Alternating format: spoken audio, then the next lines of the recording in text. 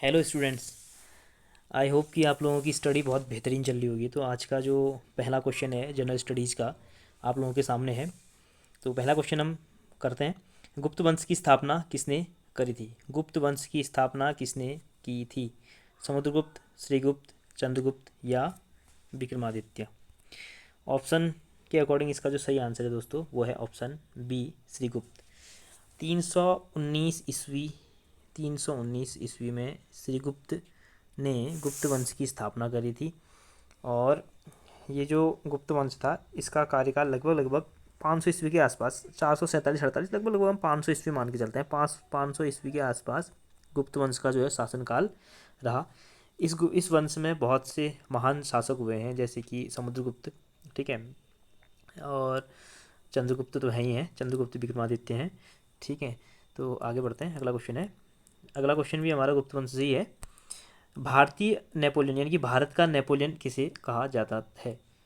भारत का नेपोलियन किसे कहा जाता है? चंद्रगुप्त मौर्य, चंद्रगुप्त द्वितीय, समुद्रगुप्त या हर्षवर्धन?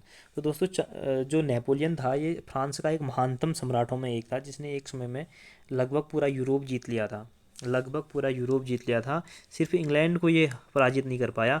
और भारत नेपोलियन से क्वेश्चन ये भी बनता है दोस्तों कि इसने इंग्लैंड को इंग्लैंड के विरुद्ध इसने लड़ाई लड़ी, लेकिन वाटरलू के युद्ध में ये हार गया। वाटरलू, तो ध्यान देना, ये था नेपोलियन। लेकिन अब भारत का नेपोलियन की बात करें, जैसे नेपोलियन ने पूरे यूरोप को जीता था, वैसे ही भारत में भी एक शासक हुए हैं गुप्त वंश के, जिन्होंने काफ़ी विजय की। उत्तर भारत, दक्षिण भारत लगभग लगभग पूरा विजित कर दिया था इन्होंने, और ये थे समुद्रगुप्त। भारत का जो नेपोलियन कहलाता है वो कौन है? समुद्रगुप्त। इंपॉर्टेंट है, गुप्त वंश का एक महानतम सम्राट थे। तीसरा प्रश्न है, किस वंश के शासन को भारतीय इतिहास का स्वर्णिम युग कहा जाता है? तो ये आपके सामने इसके ऑप्शन हैं, मौर्य, कुषाण, सातवाहन या गुप्त। तो दोस्तों फिर से इसका आंसर है गुप्त। गुप्त वंश को ही भारतीय इतिहास का स्वर्णिम काल कहा जाता है, क्योंकि इसी काल में भारत में सबसे ज़्यादा मंदिरों का निर्माण हुआ। और स्थापत्य कला के संबंध में कहें या हम अभिलेखों के बारे में कहें या हम इस समय जारी किए गए सिक्कों के बारे में कहें, तो बहुत से नए नए प्रयोग इस समय किए गए और जो अपने आप में उत्कृष्ट थे, ठीक है। तो इस समय भारत में संस्कृत साहित्य का भी बहुत ज़्यादा प्रचार प्रसार हुआ, अनेकों अनेक साहित्य की रचनाएं इस समय में हुई। तो इसी कारण से भारतीय इतिहास में स्वर्णकाल कहा जाता है गुप्त काल को, ठीक है। तो चौथा प्रश्न है, किस वंश के शासक ने श्रीलंका पर आक्रमण किया? किस वंश के शासक ने श्रीलंका पर आक्रमण किया? पांड्य, चालुक्य, चोल या राष्ट्रकूट? तो इसका जो आंसर है बहुत ही इजी, और इसका आंसर है सी, चोल। चोल वंश ने जो था श्रीलंका पर भी आक्रमण किया और उसको अपने साम्राज्य में मिला भी दिया, ठीक है। और चोल वंश के जो सबसे महान शासक थे वो थे राजेंद्र चोल, ठीक है। राजेंद्र चोल के बारे में आपने सुना होगा, बहुत ही प्रतापी राजा थे चोल वंश के, ठीक है।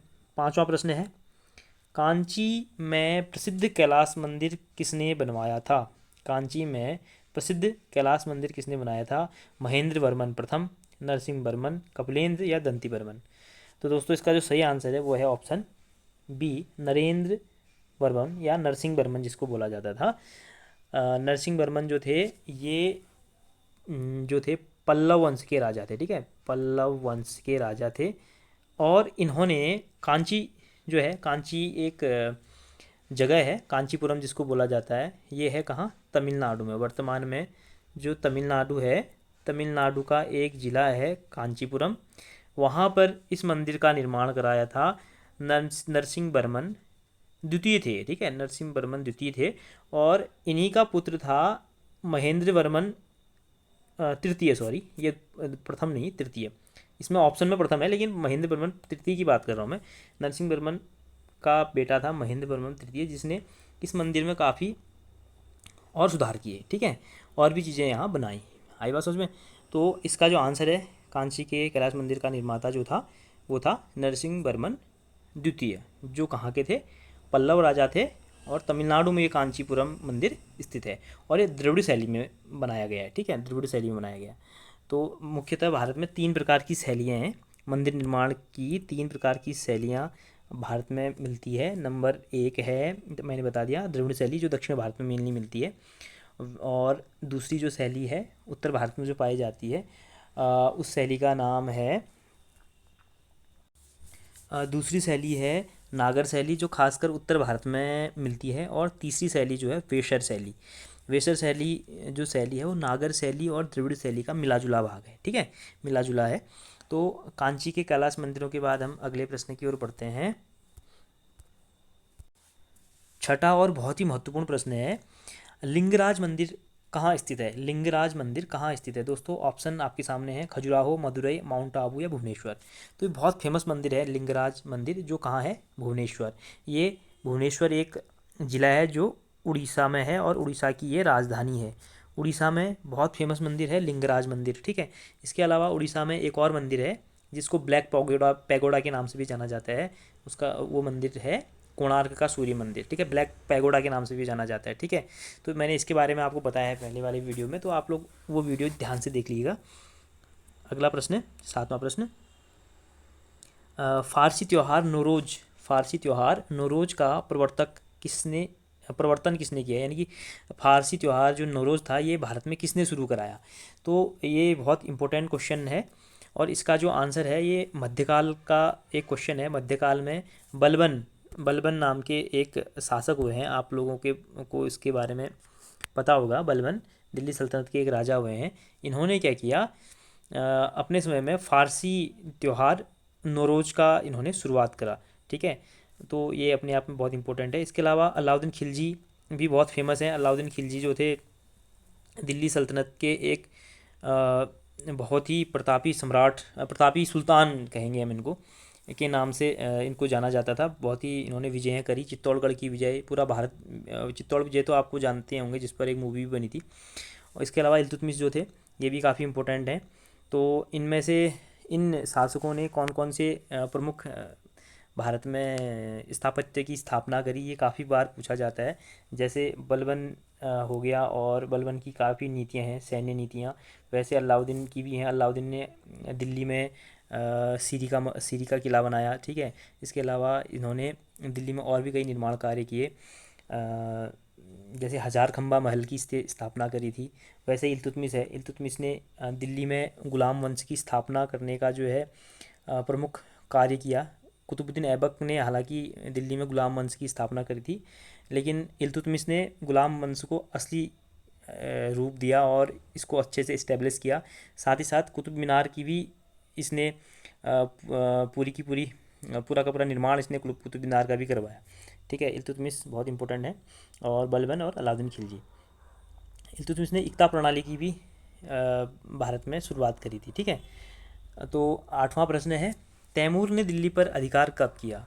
तैमूर लंग बहुत ही फेमस एक आक्रमणकारी था जिसने भारत पर आक्रमण किया।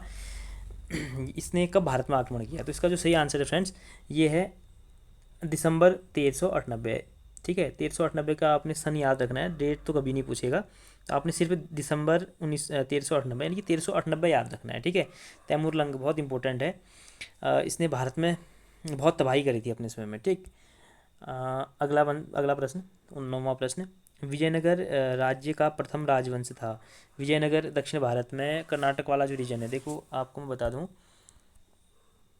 जैसे दक्षिण भारत का ये ऐसे हम अगर मैप बनाएंगे तो कर्नाटक वाला रीजन ऐसे आता है ना, यहाँ से कर्नाटक हो गया, फिर नीचे का तमिलनाडु, ठीक है। ये पूरा का पूरा जो एरिया है यहाँ से नीचे का, ये पूरा का पूरा, इससे भी एक बहुत बड़ा भाग जो था काफ़ी, ये पूरा विजयनगर साम्राज्य था, ठीक है। विजयनगर विजयनगर विजयनगर तो विजयनगर साम्राज्य की स्थापना जो की थी, जो पहला राजवंश था वो था संगम वंश था। और हरिहर और बुक्का नाम के दो भाई थे। हरिहर और बुक्का, हरिहर और बुक्का नाम के जो दो भाई थे, संगम वंश के थे, इन्होंने इस साम्राज्य की स्थापना करी। और दिल्ली में उसमें दोस्तों एक इम्पोर्टेंट क्वेश्चन भी बनता है कि जब विजयनगर साम्राज्य की स्थापना हुई तो दिल्ली में कौन सा राजवंश राज कर रहा था? तो उसमें दोस्तों मोहम्मद बिन तुगलक का शासन था। मोहम्मद बिन तुगलक यानी कि तुगलक वंश उस समय दिल्ली में था, ठीक है। 1333 की बात है, ठीक है। 1333 में विजयनगर साम्राज्य की स्थापना हुई। और ये एक तुंगभद्रा नाम की नदी बहती है कर्नाटक में, उस नदी के किनारे इसको स्थापित किया गया था। ठीक है, काफ़ी लंबे समय तक विजयनगर साम्राज्य रहा और फिर बाद में बन्नीहट्टा के युद्ध के बाद ये साम्राज्य जो है ख़त्म हो गया। ठीक है, पूरा का पूरा। इसके बारे में कभी अगली वीडियो में डिटेल में बताऊंगा, तो इतना ध्यान रखें। विजयनगर साम्राज्य का पहला राजवंश संगम वंश, इसकी राजधानी हम्पी, और यह विजयनगर जो था तुंगभद्रा नदी के किनारे स्थित था। 10वां प्रश्न है, देखिए बहुत ही इंपॉर्टेंट है, ये भी विजयनगर से ही संबंधित है। विजयनगर का वर्तमान नाम क्या है? हुबली, हम्पी, चंद्रगिरी या मंगलौर? तो ये इसका जो सही आंसर है दोस्तों वह है हम्पी। हम्पी के अवशेष मिलते हैं विजयनगर के रूप में। विजयनगर का जो एरिया है वहाँ का सिर्फ हम्पी वाला एरिया ही अभी सुरक्षित है। वही एरिया जो है बचा हुआ है। हम्पी एक प्रकार से विजयनगर का ही अवशेष है, समझ लो। ठीक है, तो ध्यान देंगे। राजधानी भी था ये। 11वां प्रश्न है, योजना आयोग की स्थापना किस वर्ष की गई थी? योजना आयोग बहुत इंपॉर्टेंट है। योजना आयोग की स्थापना किस वर्ष की गई थी? ऑप्शन आपके सामने है, 1945, 1947, 1950 या 1949।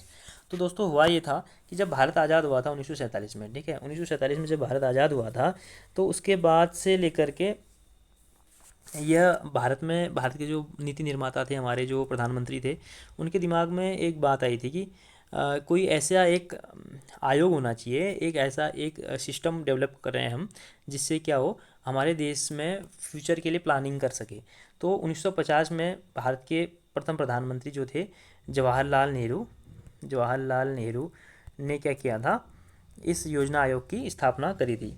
तो 1950 में इसकी स्थापना हुई थी और ये पंचवर्षीय योजनाएं हमारे देश में तब से संचालित करता है।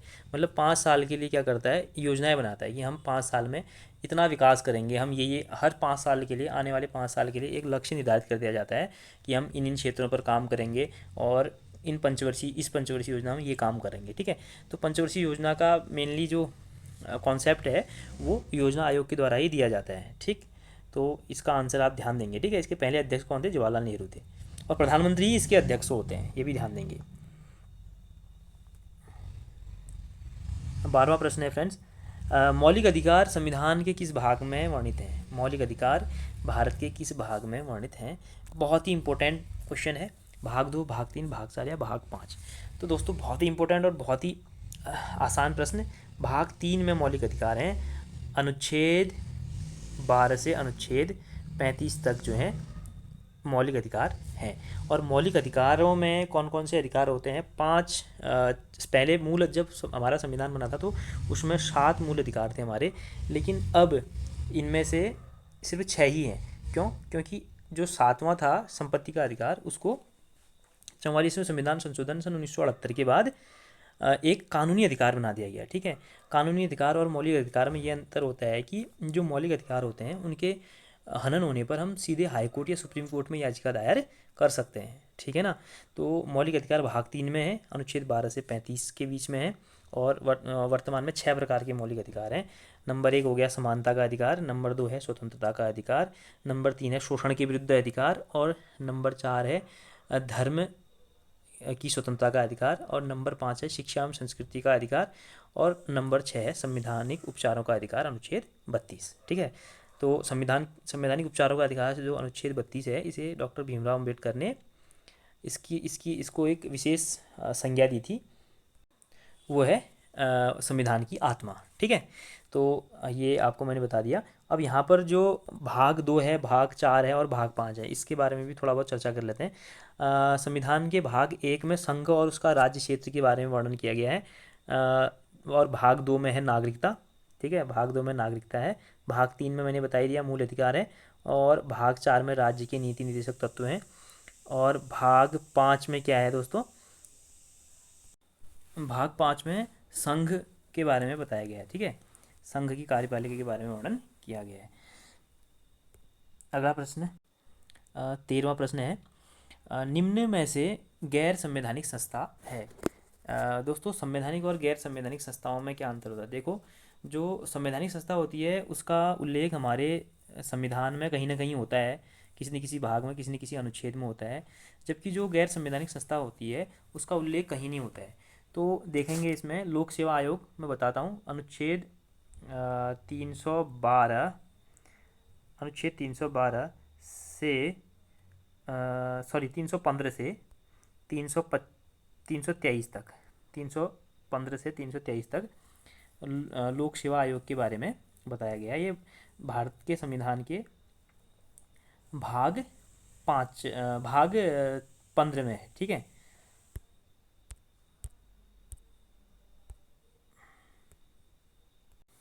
सॉरी, लोक सेवा आयोग जो है भाग 14 में है। ठीक। और दूसरा है आपका योजना आयोग। योजना आयोग का उल्लेख कहीं भी नहीं है। इस प्रश्न का जो सही आंसर है, मतलब और गैर संवैधानिक संस्था है, वो है योजना आयोग। इसका उल्लेख किसी भी हमारे संविधान के आर्टिकल में नहीं है, कहीं पर भी नहीं है संविधान में। तो योजना आयोग एक गैर संवैधानिक संस्था है, ये तो इसका आंसर है। लेकिन इनके बारे में मैं बता देता हूँ, वित्त आयोग और चुनाव आयोग। तो वित्त आयोग के बारे में मैं आपको बता दूँ, वित्त आयोग का उल्लेख संविधान के अनुच्छेद 280 में किया गया है। ठीक है।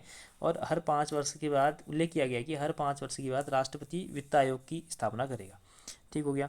उसके बाद है आपका अनुच्छेद, सॉरी, चुनाव आयोग। चुनाव आयोग का जो उल्लेख, चुनाव आयोग या निर्वाचन आयोग जिसको बोलते हैं, इसको भाग 15 में इसका उल्लेख किया गया है। और इसमें है अनुच्छेद 324 से 329 तक, 324 से 329 तक चुनाव आयोग या निर्वाचन आयोग के बारे में बताया गया है। और एक एक दो क्वेश्चन इंपॉर्टेंट मैं और बता दूं। चुनाव आयोग, जो पहले चुनाव आयुक्त थे वो थे सुकुमार सेन, और वर्तमान में जो है राजीव कुमार है। ठीक है। और लोक सेवा आयोग के बारे में बता देता हूँ। लोक सेवा आयोग के जो पहले अध्यक्ष थे, वो आप बताएंगे। ठीक है, कौन थे। और अभी वर्तमान में जो है मनोज सोनी है। ठीक। उसके अलावा योजना आयोग के जो अध्यक्ष होते हैं वो प्रधानमंत्री होते हैं। और 1 जनवरी 2015 से इसका नाम नीति आयोग कर दिया गया है। National institution for transforming India, इसका फुल फॉर्म है नीति आयोग, NITI, NITI, नीति आयोग। नीति आयोग का फुल फॉर्म मैंने बता दिया। और इसके अध्यक्ष जो होते हैं प्रधानमंत्री होते हैं, योजना आयोग या नीति आयोग। ठीक है। बढ़ते हैं अगले प्रश्न की ओर। 15वां प्रश्न है, संविधान की आत्मा किसे कहा जाता है। संविधान की आत्मा किसे कहा जाता है। इसका जो सही आंसर है दोस्तों वो है प्रस्तावना को संविधान की आत्मा कहा जाता है। ठीक है।